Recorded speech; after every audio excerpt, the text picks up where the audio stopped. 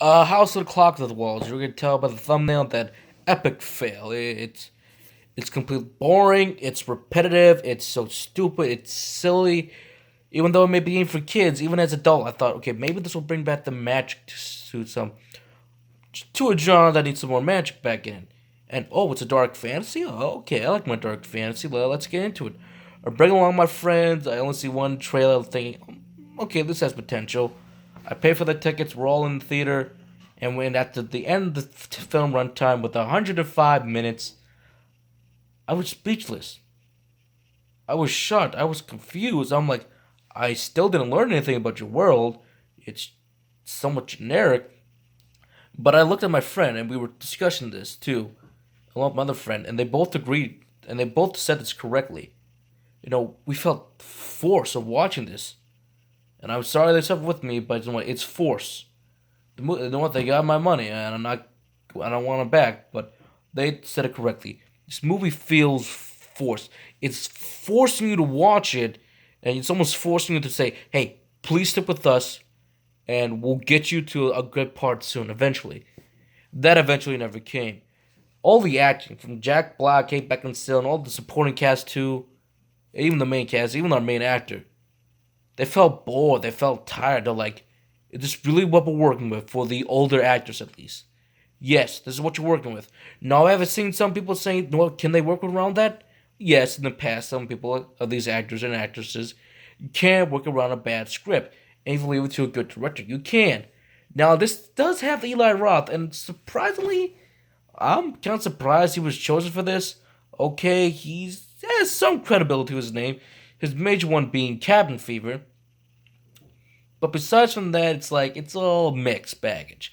This one has to be one of his more mixed baggage. Well, it's more has more lighting to stuff. It's a little more touch feely stuff to it. This is not his best work. Now I don't know if I just can't describe it, man. I can't describe it at all.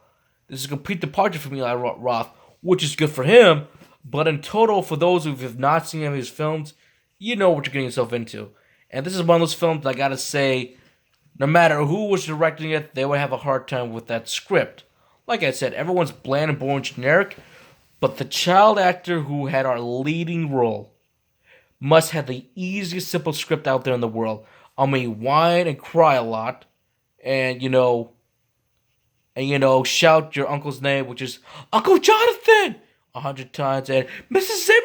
Zimmerman, whatever her name is, Mrs. Z, 100 times too, and there's your script and everything about the whole world building part, which makes me so mad and frustrated. Because this is a magical world. Like you got a dark fantasy world on your hands with warlocks, witches, and demons, necromancy. Now it's all there within the production design team and the set decoration team, and just everything about it. It's like it's there, but you don't see much of it. Oh, they talk about a place called the Dark Forest and how the Brother Grimm wrote all the stories. Yet nothing's there. Everything about it is just bland, boring, generic, and compared to a bunch of other fantasy worlds out there or movies in general, their world building is much better along with its characters. But this one just feels forced, and they plan to make more. Well, movie one failed big time because if you can't win me and my friends over, or even a few other people out there, or all the other people out there that saw your film, then you failed. With that being said, in total, a house with a clock within its walls gets a simple rating of 2 out of 10. It's so bad, it's so bland, it's so boring, generic. And did I mention force? Because you try to sit through this film, you will almost fall asleep. I almost forced myself just